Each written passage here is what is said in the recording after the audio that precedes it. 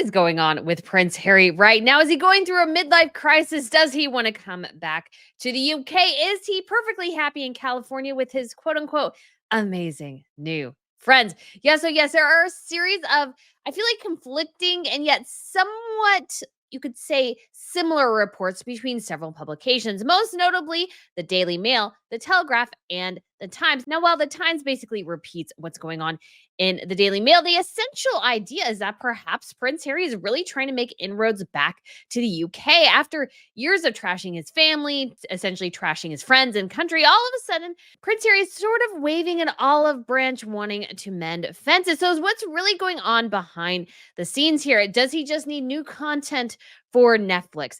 Are him and Meghan about to go through a divorce? Or is he just trying to rebuild the relationships that he has broken over the last 5, 6, 7 years? We will go over all this today because I have some thoughts on it. I'll tell you what the mainstream publications are saying and not saying, and what I think. So if you haven't been here before, hello, my name is Brittany, and I provide y'all compelling royal commentary. So if you want to hit that subscribe button and like a button as well, I would absolutely love to have you back. And I also wanted to share with you guys, if you are interested in spending the Christmas season in the most wonderful, magical place maybe you could think of, I have a trip with followers like you to the Christmas markets in Germany and the Czech Republic. We are going to Berlin, Dresden, and Prague, some of the most amazing cities on the eastern half of the European front. If you're interested in World War II, of course, Berlin and Dresden were targets of a massive bombing campaign, but Prague was pretty pristinely preserved. So you get kind of an interesting twofer history-wise. You get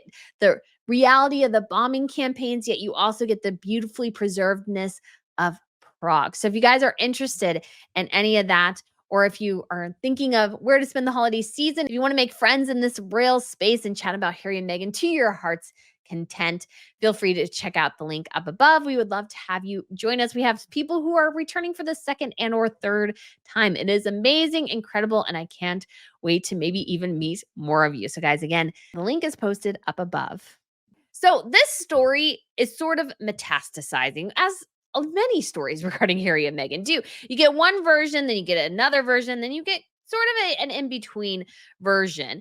And it all kind of centers around Prince Harry's upcoming 40th birthday. Because as we all know, big birthdays can result in people rethinking certain decisions within their life. And Prince Harry, of course, is absolutely no exception, because Prince Harry has made some doozy of mistakes over the last 5, 6, 7, 8 years since he met Meghan Markle, and especially since he married. Because, as you may or may not remember, essentially the sole thing that we have learned throughout this whole process is that pretty much everybody in Harry's UK life told him Meghan Markle was bad news. He decided to ignore those suggestions, which came from not only his family, but his friends as well, on both sides of the family, the Spencer and the Wales side.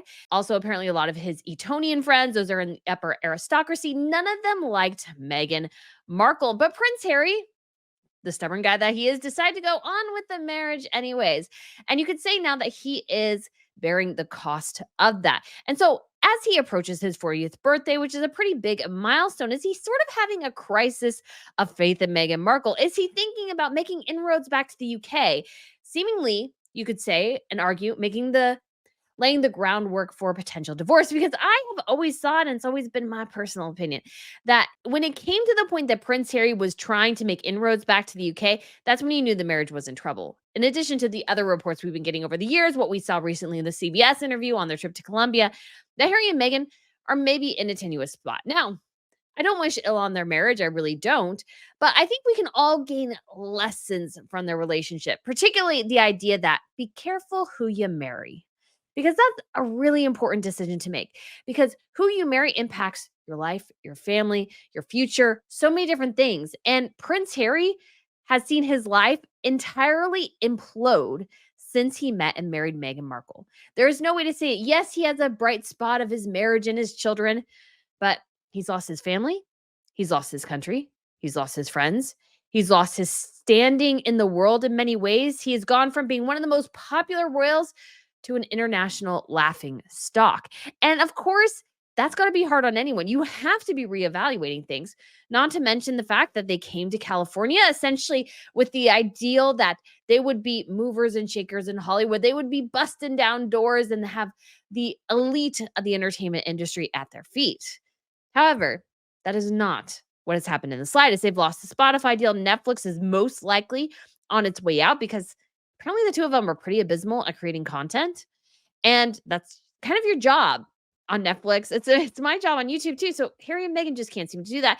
ARO, American Riviera Orchard, Meghan's project, it seems to be hitting roadblock after roadblock. You also have Prince Harry's role in Better Up, which has had a lot of challenges. He is the chief impact officer, which means literally nothing.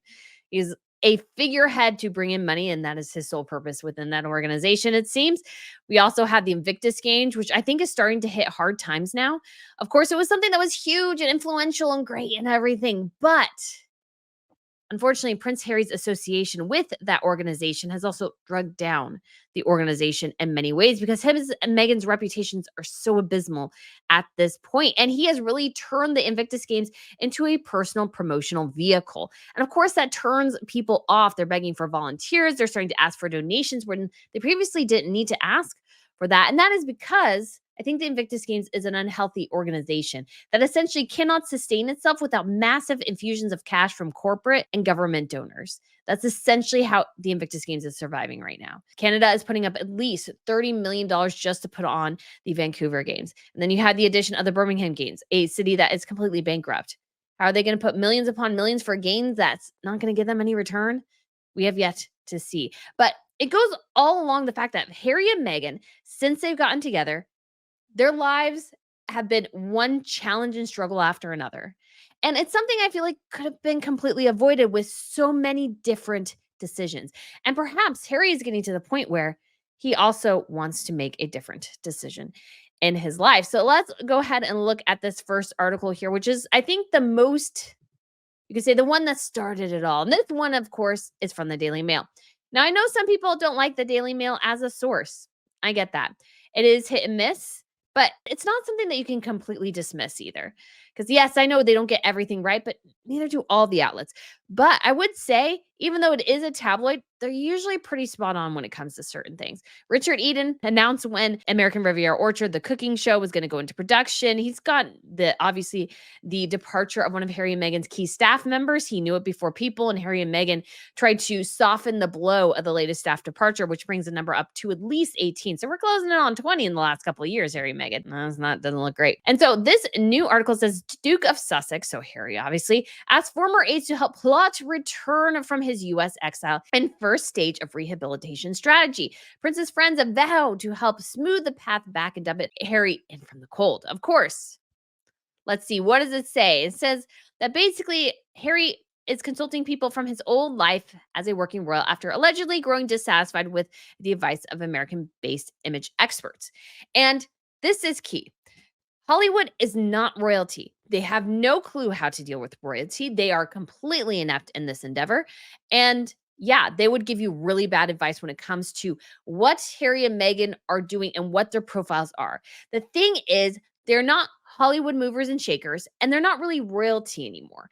But if you go by Hollywood standards, especially I'm sure the people Meghan was pushing on Harry, they're going to give him really bad advice. That's just the bare bones basic about it.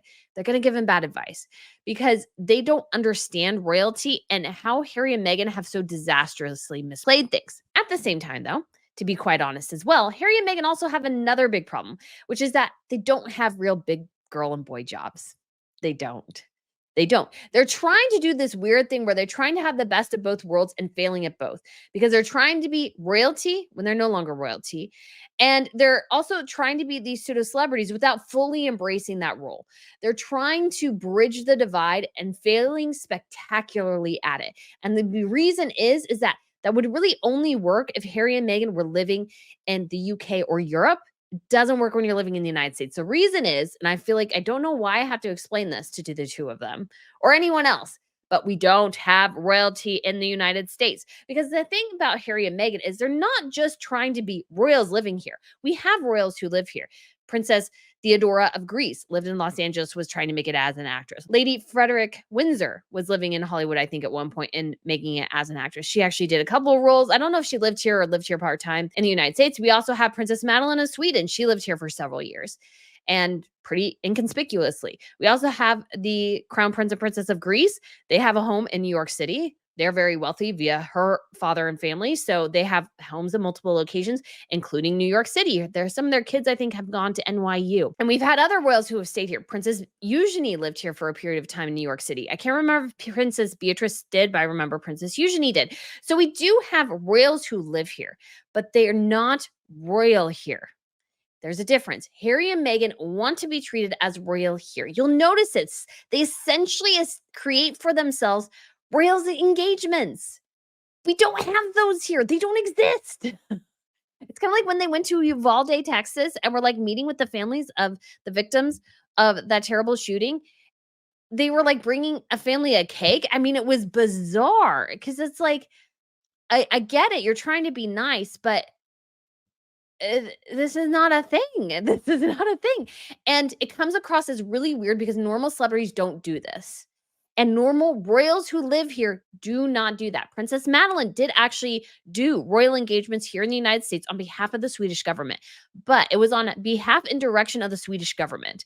Now, there have been a couple times where she might have gone to the Swedish government, hey, I want to do this thing because I love horses, or I love this particular conference. So can I go there and be Princess Madeline of Sweden, or should I just be Madeline? They would let her know, and she would go accordingly. And I feel like so many other royals get this, but Harry and Meghan don't, in part because this is never what they really wanted. And I understand they put out this little thing going, oh, we want to continue to serve and visit the Commonwealth states, basically getting a taxpayer funded vacation. And they were told no. And rightly so. You can't justify it because they don't really have the ear of the government. Because I've said it time and time again, but royals, when they go on foreign visits, they're going and acting on behalf of the head of state. When Princess Leonor of Spain went to Portugal, she went as a representative of the head of state of her country, which is her father. Same thing with Catherine Amalia. She hasn't done a foreign royal abroad tour yet, but she has represented her government via like being at official events and certain things. So that's how royalty functions. But Harry and Meghan have none of that authority. They have none of that influence. And so they're trying to do that, and it's just not working. None of it is working. And so it's just interesting that this is what he's trying to rehabilitate. And I understand why. And the reason is that Harry's likability rating right now is absolutely in the toilet. So we're looking at the latest YouGov poll here. Let's pull up the little, no. There we go. So we have the latest YouGov poll here. Very positive opinion, Harry and Meghan. It's at 7% for Harry, 4% for Meghan. She's only 3 points higher than Prince Andrew. That's pretty pitiful. When it comes to their fairly positive, we have 19% for Meghan, 23% for Harry. So that's pretty even Stevens there. And obviously, Beatrice and Eugenie are ranking higher than them, as they should. So is Camilla and Sophie and Edward and Charles and Anne, and of course, Catherine and William. And so what do we get here? Neutral. Neutral is actually Harry and Meghan want to be higher in neutral. What you see with Beatrice and Eugenie is that the neutral is incredibly high. I think that's really good. Same thing for Sophie. And the reason I think that's good is that people haven't had an opinion yet. They don't know enough to have an opinion, which is fine because you can push them to the positive direction. Harry and Meghan right now are in this terrible situation where their unfavorabilities are so high. So for Harry, it's 25% fairly negative, Meghan 18% negative. And of course, this flips. So yeah, you have this, Harry has a higher fairly negative, but Meghan has a 10-point advantage in very negative. 45% of Britons have a very negative opinion of Meghan Markle, 35% for Harry. These are, again, pretty abysmal numbers. And Beatrice and Eugenie, yeah, they have a fairly high negative. So does Camilla. But it's nothing compared to Harry and Meghan, and of course, Andrew as well. But it's nothing here. And then when it comes to very negative, again, very small numbers for most of the royal family. These are great numbers for them, but terrible numbers for Harry and Meghan. So that's definitely something Harry wants to address here. So let's keep going down. Sources stress that Harry and Meghan, who have spent the past 4 years living in self-imposed exile in California with their 2 children, are not seeking a permanent return. And this goes into other publications, but the newspaper can also reveal that the company has parted ways with another American PR advisor, Christine Well Shermer, who joined the Sussexes in 2020 as a head of communications, but quietly left late last year. Why does that matter? Well, another one has bitten the dust, of course, when it comes to Harry and Meghan. But the thing is that I think part of it is that Harry and Meghan don't know what to do, and their PR people can't really help them because they don't know what to do either. Harry and Meghan have no jobs. They are going to lose whatever sort of big income streams that they have pretty soon here, as Netflix is probably most likely going to pull the plug on it, according to every available source and to basic logic at this point. They're not bringing in the numbers. And if you're not bringing in the numbers, they can't continue the relationship. So we got them. And I want to point out this picture right here real quick. I know Harry's listening via a translator thing, but I think he is starting to get annoyed of Meghan's desperation for the microphone at every single event. She constantly does this, and I think it's getting on his nerves too. And you just don't see like anybody really all that engaged in some ways. And Harry's just like, oh gosh, she's got the mic again. He does that a couple of times. But of course, they do have 2 children. And so, she has the 10th staff member to have left in the last 3 years. And she took up a job with another PR company. And of course, they lost Harry's chief of staff, Josh Kettler, earlier last month. I believe it was. I believe he left in August. Harry is turning away from all sorts of Hollywood publicists and is seeking counsel from his old friends and associates. He is clearly reaching out and thinking, I need to do something different because what I'm doing is clearly not working. In short, he is rethinking the way he operates. 100% he should be doing that. Because again, like I said, they're trying to straddle 2 worlds system thing is utterly failing on every single level. It's not working. It's not working because again, you can't be in the United States and think of yourself as royalty. You can be royal in the United States, but you can't be royalty in the United States, if that makes sense. And of course, Prince Harry's team failed to respond. And so obviously, he wants to end his feud with William, which I believe he still wants to do, and he wants to heal the rift with his father, which I think is possible. I think his brother's going to be really hard not to crack. And he has also approached apparently advisors from the old school known for loyalty and discretion. Here's the thing about royalty and the people who work for them. If a story about a particular royal gets out, most likely it is because they have specifically told someone it's okay to share X story. But when it comes to negative stories about Harry and Meghan, I think that is somewhat a nebulous, more complicated thing because you will hear the Sussex squad say is that, oh, the royals just want to trash Harry and Meghan and that's what they're doing all day. No, I don't think it's that simple. I think it's a combination of several things. I think there are palace staffers who do leak stuff about Harry and Meghan that are negative because they don't like them. Harry and Meghan's current and former staff leak things about them. Why? Because they don't like them. Meghan Markle leaks stuff about herself. Why? Because she loves the attention. Prince Harry might leak stuff about himself. Why? Because he probably loves the attention a little bit too. Some of their friends in California probably leak things. Why? Because they like the attention too. Again, there are multitude of reasons. Catherine and William, of course, can share, you could say, negative stories about Harry and Meghan, but they really haven't. We haven't really, I feel like, even gotten a definitive version of the whole bridesmaid debacle. Was it the dress was too big? Were people picking on Princess Charlotte, as has been alleged, specifically Meghan and Jessica Mulroney picking on her and encouraging Jessica's daughter Ivy to do the same? Those have all been things that have been floated around. I feel like we haven't gotten a definitive version from even some of the mainstream media outlets. So the royals are known for their discretion. You'll notice this in all the royal families. There is a lot of discretion involved. People who are generally close to royals, especially in the aristocratic set, they keep their confidences.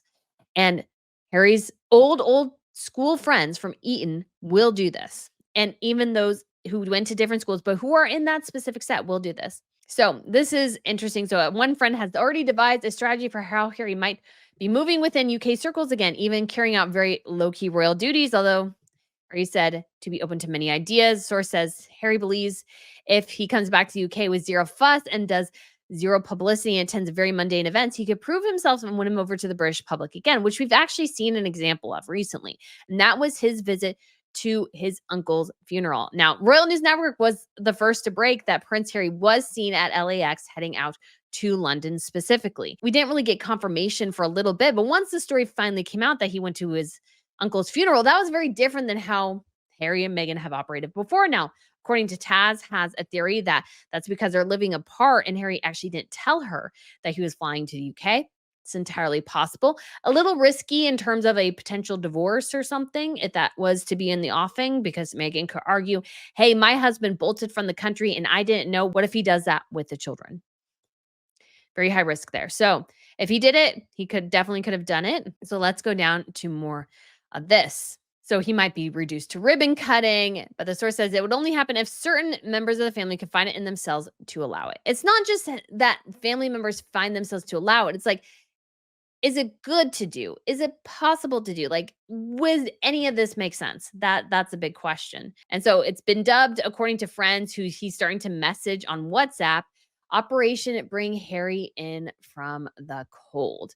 But the problem is that he's burned his own bridges, and unfortunately, his friends can't totally fix that. Harry's dismal reputation is his own making. He went along with his wife, and he's suffering the consequences. That's just the truth there.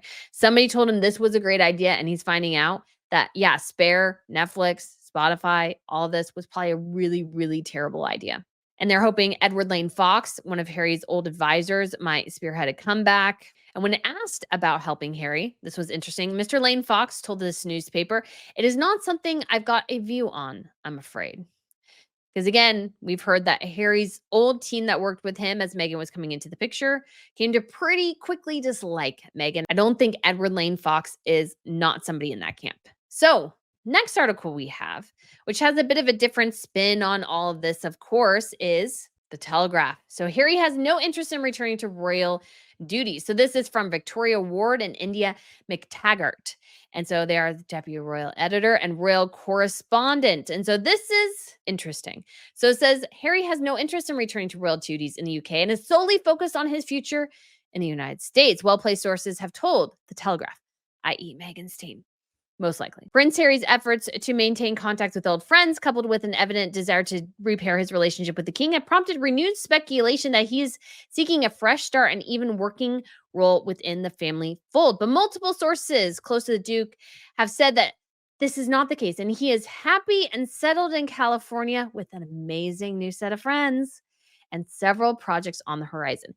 This response is fascinating for several reasons. Number one, I will say this is just my personal opinion, but when it comes to the type of friendships Meghan has, and I think the type of friendships she wants Harry to have, they're all transactional, they're all surface level, and they're all self-serving.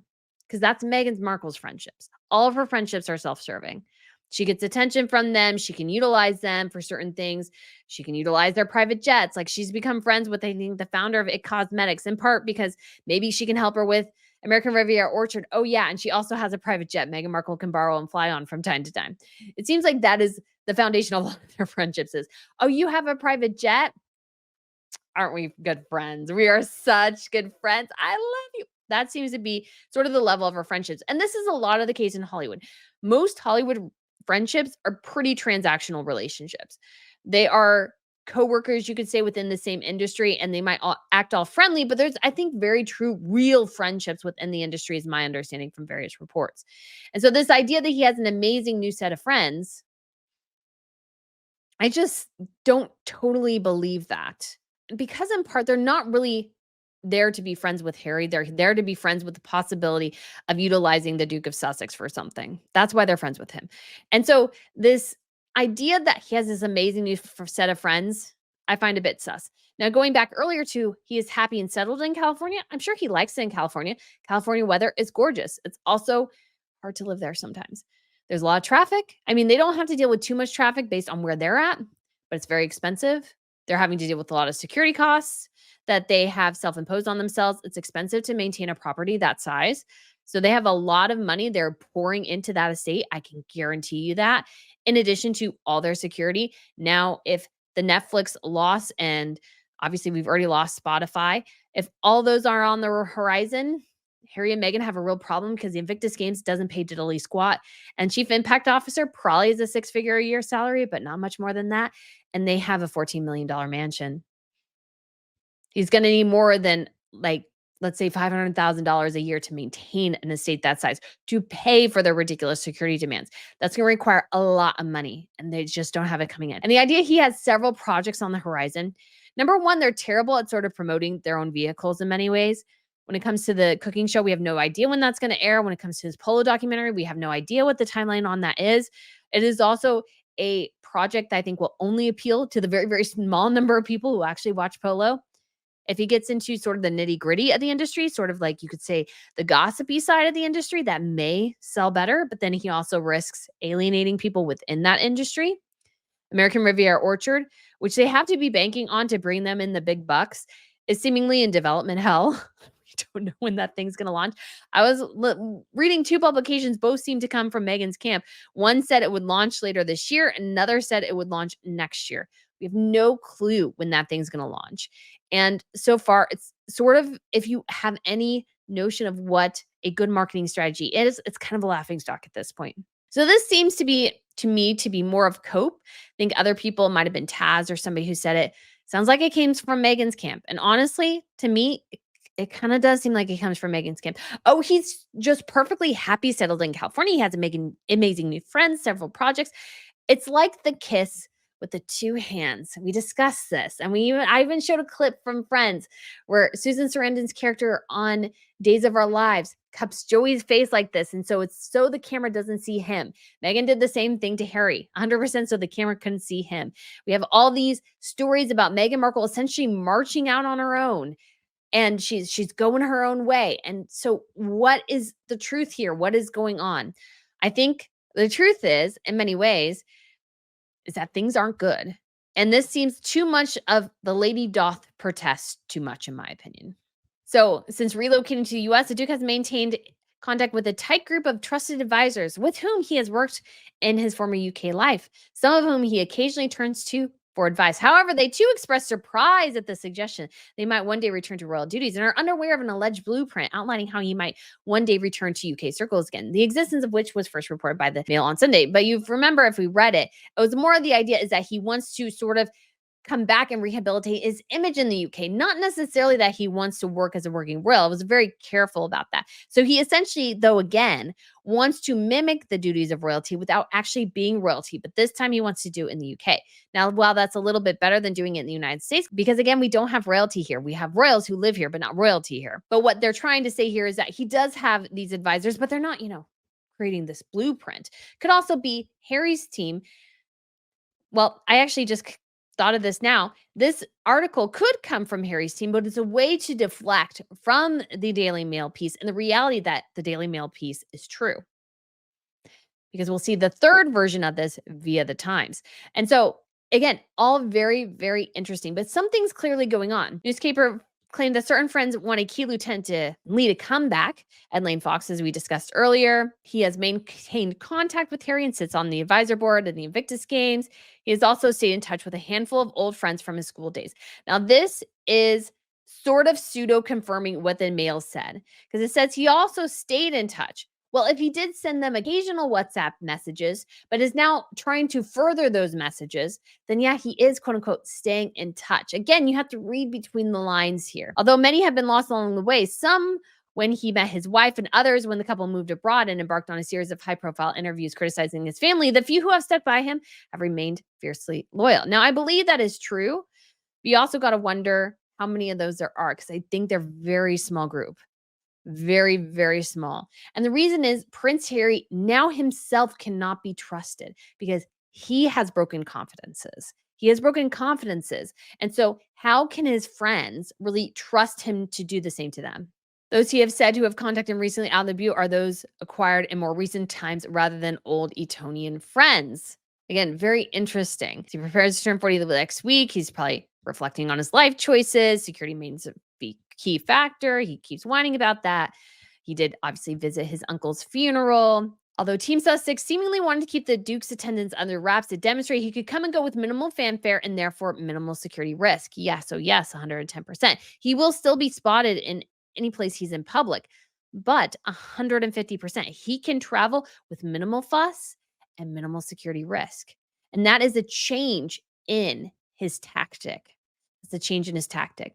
And he can also stand shoulder to shoulder with family. There was another article I read somewhere on here talking about how he's looking to further his relationship with the Spencer side, and the Spencer side wants to keep closer in touch with him. So that's sort of interesting. And obviously it focuses on, well, he has the Invictus Games in Vancouver and Whistler, and they have their weird quasi royal tour vacation events things they're trying to do. And so many with Archwell Initiative, the Parents Network, which is not going to go anywhere. I still need to do a video examining that because it's so ridiculous. And so we do have another article here, this one from the Times of London. And between the Times and the Telegraph, the Times is considered, you could say, the best. So it says Prince Harry looking for a way back into the royal fold. And it goes down here to say Prince Harry has consulted former aides about a possible partial return to the UK as he seeks to repair his public image and rehabilitate his image. So again, this rehabilitation is sort of key here. And it pretty much, again, like I said, just reports what we saw in the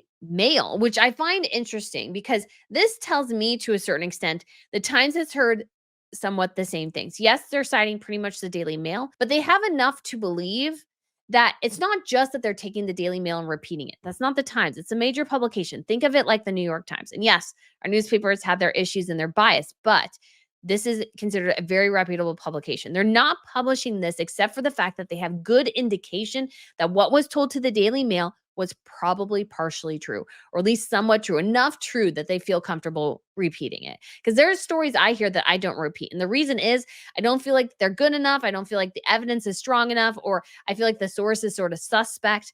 The Times goes through the same vetting process. And I don't think they had an issue with what they heard. So they're like, yeah, we'll share the same thing. So we also have a comment piece from Hillary Rose. So wait, now Prince Harry wants to come back to Britain?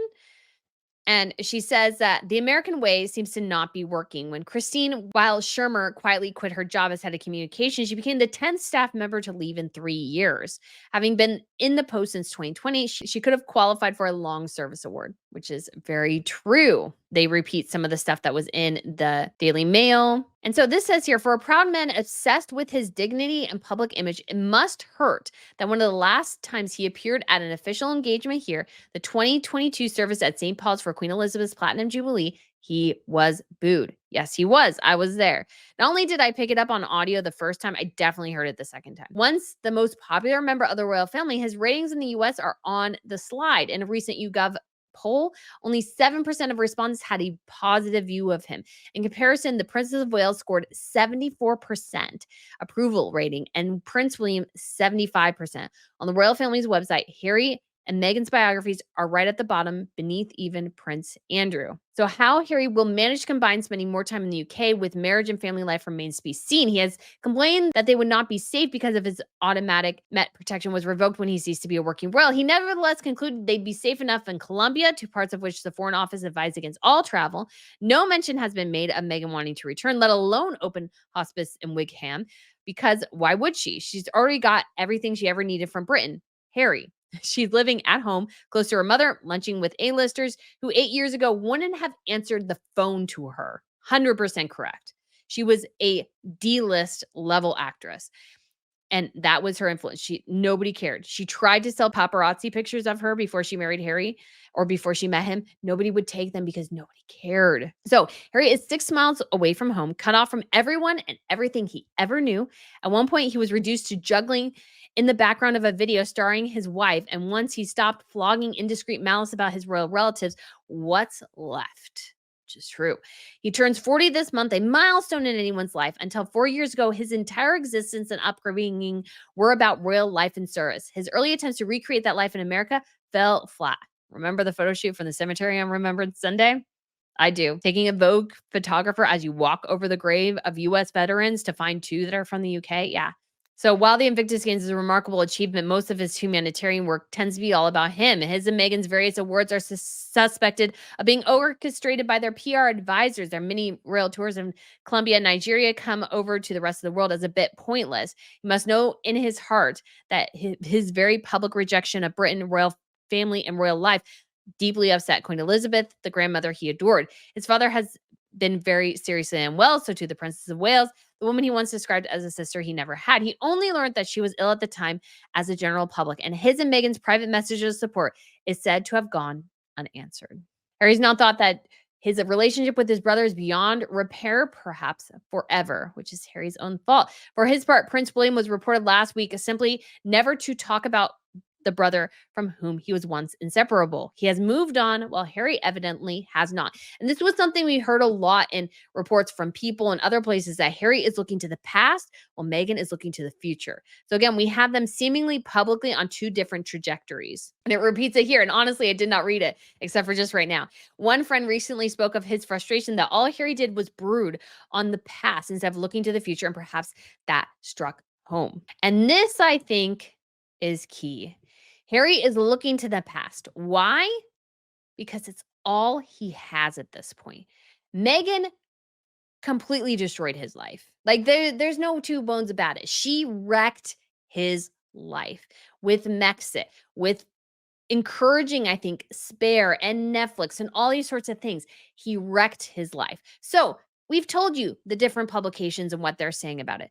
So what's my opinion? Like I said, I think the Times essentially regurgitating what the Daily Mail says leads me to believe that the Daily Mail is true over the Times. And like I said, I think the Telegraph could be played two ways.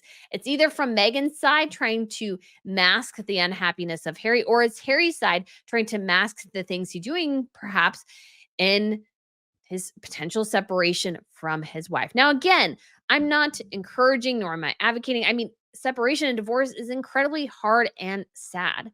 But what we see here in these little bits of an article is a talk about somebody who's unhappy and who's trying to fix things. And he's starting an inroads back with his UK set. And I don't believe the Telegraph that says, oh, he's always been in touch with his old Etonian friends. It's only the new friends that he met when he was older that he's had communications with. No, that's complete and utter bull hockey. We know that because Skippy Inskip, his best friend for forever from Eton, was basically barred from his wedding reception. As far as we're aware, Harry would have been the godfather to his first child. He was not. He was not the godfather to Harry's first child. Like, they had a complete and utter falling out over Meghan. Like I said, pretty much everybody, a part of Harry's old set who met her, did not like her. And they all advised against it in one way or another. William advised against it. Charles Spencer advised against it. We don't know about his aunts, but I can't think that they would not be maybe somewhat cautious, but also as well too, they might not be willing to rock the boat. Now, while Charles Spencer did go to the Invictus service 10 years, I have a theory. And this is just my supposition looking at these two stories and watching Harry, because again, I've watched Royals for well over 10 years now.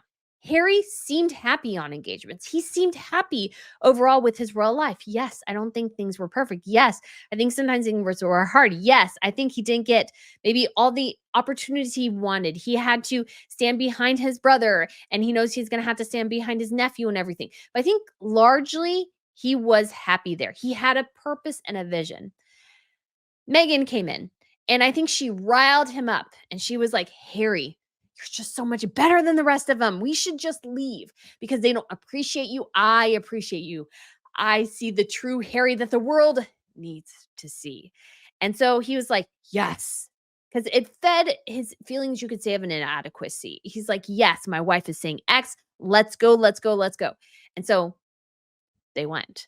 And it's not been the dream I think she mapped it out to be. I think she gave him this grand vision, and the reality leaves a lot to be desired. Hollywood is not ringing their phone off the hook. They're struggling to make inroads everywhere. And he's lost his public standing in the world from a guy who was at one point the most popular royal to now one of the least popular royals. He's got to be thinking, what can I do to fix things? And rehabilitation is definitely the name of the game. I 100% believe that at the very least, Harry's going to try to rehabilitate his image in the UK. 150%. Why? Because that's the first place he needs to fix. You need to fix the first place where you messed up the most, because what Americans are reacting to is what we've seen him do to his family. So he has to start there. If you're going to rehab your image, you got to start in the place you wrecked it first. And that was in the UK. Because regardless of what Harry thinks, If the UK people don't like him and he's supposedly a prince representing the UK, why would the rest of the world care about him? Why? Though that road will be really difficult as long as he's still married to Meghan Markle, because many people believe, and I think this is broadly true in some ways, is that she is also the catalyst for his unpopularity. So as long as he's still with her, he will never reach the heights that he did. But it's not just that he wants to rehabilitate. It sounds too like he's starting to try to make inroads into these relationships that he's let lapse. So, what does that tell us too? That he recognizes that getting those people on his side is a big deal. It's going to be really helpful to him to have people on his side. And so, if he's finding people who want to be on his side, hey, I'm not going to fault you for that. I am somebody who believes in redemption. Now, I believe redemption comes at honestly stating in some ways he needs to be conciliatory, like recognizing that he's not going to get this groveling apology from anyone. In fact, he's the one who should probably be groveling. If he comes at it with a spirit of humility, I think he has a much better shot of making inroads back to the UK. Now, I don't agree with certain people who say my personal opinion is he's not doing this just for content. I think like any human being, he genuinely misses the people he used to consider family and that he's reaching out to them and that Megan is allowing him to. You could read it 2 ways. Yes, you could read it as they just shamelessly want more things that they can put on Netflix and Spotify or whatever. That's entirely possible. But the second reason is that Megan is starting to cut Harry off and their relationship is starting to diverge. We've seen it. Again, comments. He's looking behind, she's looking to the future. And so as their relationship diverts and starts going like this, he's going to start to go back to the people he left before as she forges ahead and hoping to make American Riviera Orchard work. Now, I don't really have any evidence for that. Although, again, the slip of the time saying that Megan was living in Santa Monica from her house in Santa Monica, not her house in Montecito initially, they had to correct it later. I think that's kind of telling. Now, it's entirely possible. We don't know. It's entirely possible Harry and Meghan have a condo in LA, and she was calling them from their condo in Santa Monica, 100%. I've always said that I think was unbelievably lack of foresight that Harry and Meghan, who apparently wanted to make it in Hollywood, decided to relocate to Montecito. Montecito is a place you live if you are wealthy in Hollywood or very established in Hollywood and don't really have to hustle every day. Harry and Meghan are still in the hustling stage because they haven't established anything. So you have to hustle. Yes, they've gotten production deals, but you still have to hustle and make it. And that's why you need to be close to LA. And we've known there have been pictures of Meghan at the Beverly Hills Hotel. She went to lunch with someone. She spent, I think, sometimes all day in Los Angeles. So we know she'd probably left before her kids got up and got home after they went to bed because the traffic is horrendous. And to make that trip every day, I know some people tell me, oh, people from California do. Megan, I don't think is one of those people, really. I don't think she would really want to do that. And so I can perfectly see it as possible as them maybe kind of living in separate places. Again, we got some of that indication from the Telegraph last year that Harry had a hotel room he would go to from time to time. Now the hotel room person said, "Oh no, that's not true." Later, but the Telegraph, they're not going to publish something unless they're really good. It's gone through their lawyers. Camilla Tominey talked about this in regards to Prince Harry claiming, "Well, if I talk about my family, the media twists it." And she's like, "No, you talked about your family. You shared intimate details that I could never ever get past my editor." And that's entirely true. Telegraph, the Times, maybe not as much the Daily Mail, go through an extensive vetting process. So if they're putting pen to paper, they're pretty sure that the information is good. Now, of course, there's always times where somebody tells you the wrong thing. Of course, it happens. But they're really sure that it was true. So I think again, like I said, there's a lot going on here. I think Harry's making inroads. I think he wants his back. He wants some of his old life back. And some of that old life included when he wasn't married to his wife. And again, not encouraging them any one direction or source, but it's hard not to read into that. It's really hard not to read into that and make that conclusion. And that's not a pleasant one to make because obviously there are children involved, but you have two people who are fundamentally very, very different. Megan is very much a narcissist. Megan is very much attention seeking. Harry's really not that. And I know some people think Harry and Megan are just two birds of a feather. They're really not. I think somewhat very weird way. Martha Louise and Derek Varek of well, she's of Norway. He's a pseudo shaman, self-proclaimed shaman American dude. I think they're sort of a weird, kooky match made maybe in heaven, although I still think their marriage won't last either. But I think when it comes to Harry and Meghan, they just have nothing in common. Their lives have been so completely different. They were sort of got, I think, especially Harry, because I think Meghan always knew it was a ruse. But Harry very much, I think, went of the opinion that they had the most epic love story ever, and that they were salt and pepper, and that they were the two trees in their garden that are wrapped around each other. But they're not. They don't have anything in common. Harry had to change his friends, his job, his life, his family, his eating habits, his hunting habits, everything about himself to please her. And at some point, yes, you can make those changes. But if you made those changes not because you genuinely wanted to, but because you wanted to please your partner, at some point, you will move back to your homeostasis point because you didn't really make those choices. It's kind of like somebody who's in the battle of addiction. If they don't make the choice to change, they won't really change. Yeah, they can maybe fake it and do it for a while, but they'll go back because they haven't really had that internal change. Harry, I don't think ever had that internal change. I think he was high on the love. I think he was high on the fantasy because she basically created this fantasy where he was saving her. And so I think he completely bought into that. The fantasy of their Hollywood life and their fantasy of them being these massive state level individuals who are going to move and shake and change the world rather than being what they are, which is a laughing stock. They have become absolute laughing stocks. And that's not a pleasant thing to see because it's sad. Two people who had all the resources in the world somehow made the worst possible decisions ever. And that is Harry and Meghan. And that is what Harry is dealing with here. He's getting up on 40. His life is a self-made mess. And he's trying to find a way out. But I personally think the only reason he's now trying to find his way out is because the relationship, everything he wrecked his life for, is no longer working either.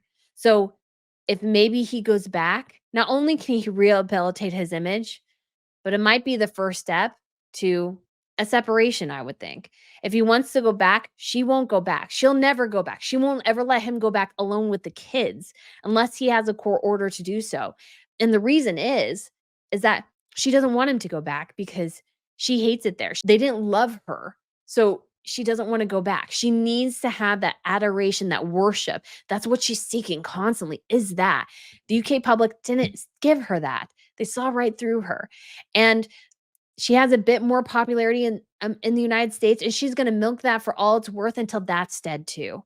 And so it'll be interesting to see where things go. But I really do think things are going by the wayside for Harry and Meghan. I think some of the roosters, some of the, I would say, the way they perhaps she purposely deluded him, he deluded himself. All those things are coming together and change is happening because a big birthday, health crises within a family, there are things that make you change. There are things that make you reevaluate decisions that you've made, life choices that you have made, where you are at in your life. All those things are changing. And I think Harry is definitely there. But he is also still, I think it's true, he is looking to his future in the United States. Why? Because he's stuck there. Because again, your marriage choices have a huge impact on your life. And he married somebody who, in my personal opinion, didn't really want the best for him, only wanted the best for herself. Now she's taken their kids there, they're living there together, and she probably won't really let him take them home much. They're perfectly safe going home to the United Kingdom.